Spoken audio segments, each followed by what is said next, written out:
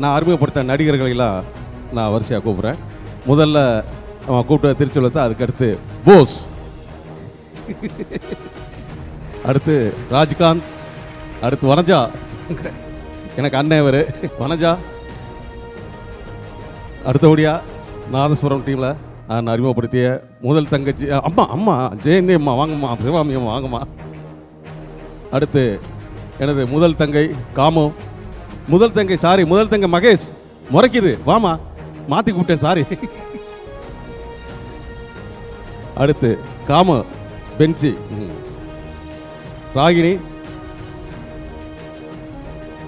ஐயோ முறைக்கிறாரு பெரியவர், நீங்க வாங்க சார், காஜா சார் வாங்க, முறைக்கிறாரு, முடியாங்க சார்.